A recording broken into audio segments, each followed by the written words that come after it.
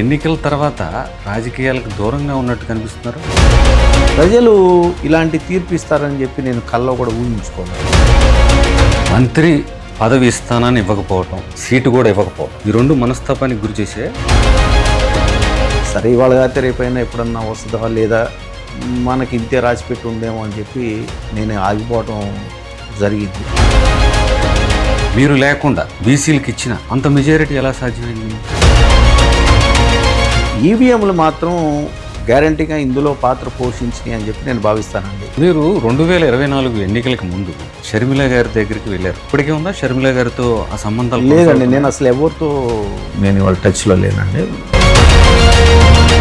Red book రాజ్యాంగానికి ఏమన్నా భయపడ్డారా? ఖచ్చితంగా రాబోయే రోజుల్లో రాజకీయ పతనం నారా లోకేష్ గారు చూస్తారని చెప్పి నేను భావిస్తాను. విజయవాడ గుంటూరు మధ్య రాజధాని ఉంటే బాగుంటుందా, అమరావతిలోనే రాజధాని కడితే బాగుంటుంది అనుకుంటున్నారా? అతి చిన్న రాష్ట్రం అయినటువంటి ఆంధ్రప్రదేశ్కి 1,00,000 ఎకరాల రాజధాని అవసరమా అని చెప్పేసి భావిస్తాను. ఇప్పుడు 2,500 ఎకరాలు ఎంతమంది చేతిలోకి వెళ్ళి ఉంటాయి? బాగా డబ్బు ఉన్నటువంటి చంద్రబాబు నాయుడు గారి మనుషులు మాత్రమే కొనుక్కున్నారండి.